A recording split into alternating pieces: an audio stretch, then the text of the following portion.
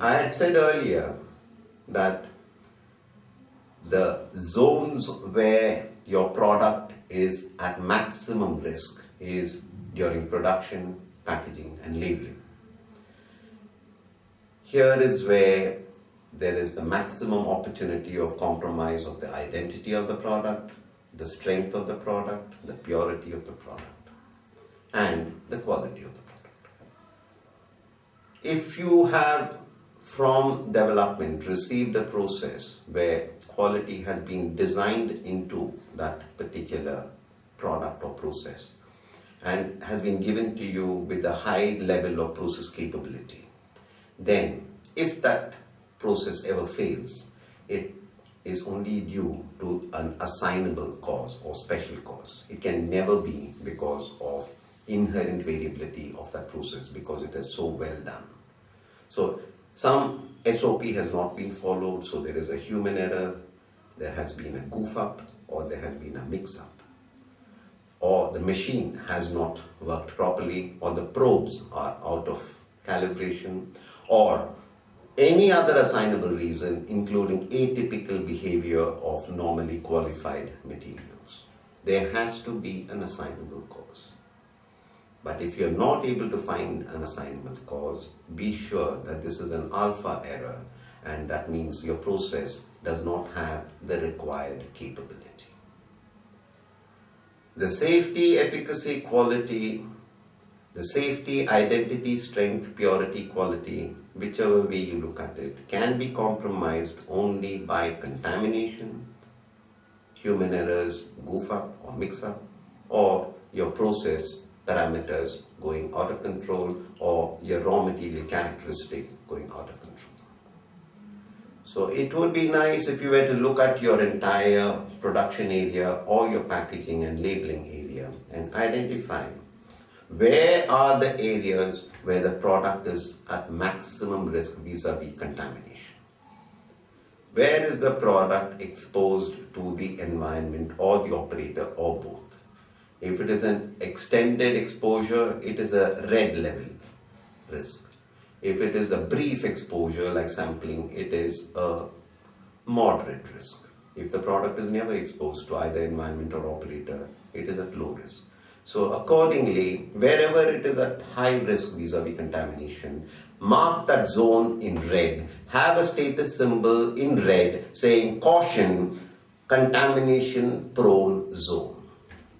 Please remember the power of visual signage. When you're on a highway and you're speeding along and you see a board saying accident prone zone, slow down, you immediately slow down. You see a dangerous curve ahead, you slow down. This is the power of signage. So please use it intelligently on your shop floor, either in production or in packaging and labeling.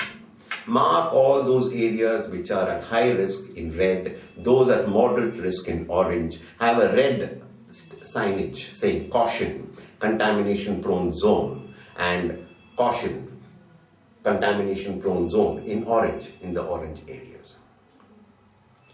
Now, it would be another good idea if you were to draw a line along the equipment train, close to the equipment train in red, another line in orange a little distance further away, and yet another line in yellow furthest away from the process.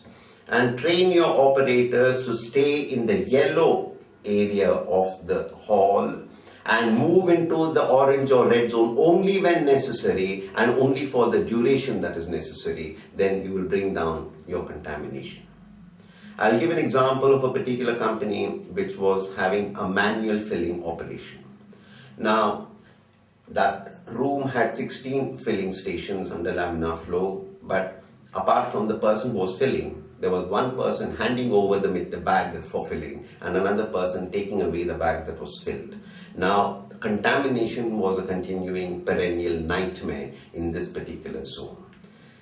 After I suggested to them about drawing a line of red where only the filling operators sit, and then a line which is orange and then a line which is yellow, they made an arrangement by which the person who's sending the bag for filling puts it into a shallow tray and slides it across a table surface towards the operator who's filling. And once the operator has filled, he leaves it on the other side on a shallow tray. Once enough bags have been collected that have been filled, the operator from the other side moves in from the yellow zone to the orange zone and reaches out for the tray and gently slides it across the table surface and takes it away for further sterilization or whatever.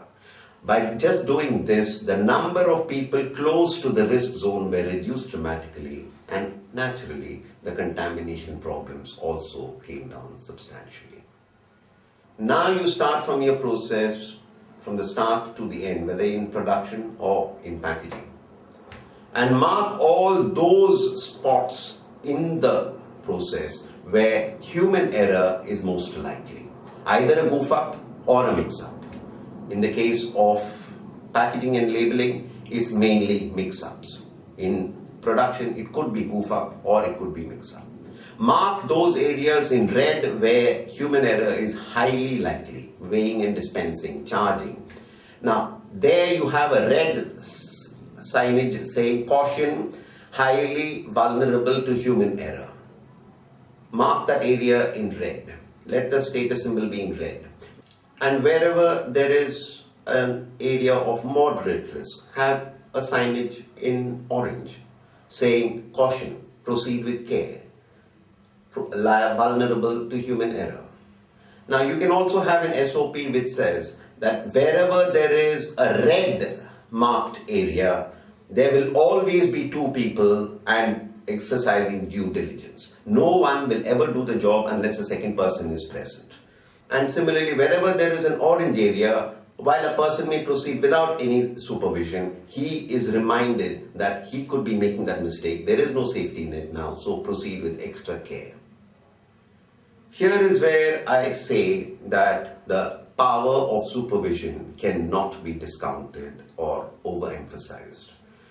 If you want to control human error, the only way it can be done is by having somebody supervising from start to finish. Wherever there are areas of red or orange or concern, then those areas must be effectively supervised. Supervised means a person should be able to see, because if he is able to see, then he will be able to observe. If he is able to observe, he will be able to monitor. If he is able to monitor, he will be able to intervene and take preventative or corrective action as quickly as possible. Then he has a state of control. Otherwise, it's going to be very, very difficult.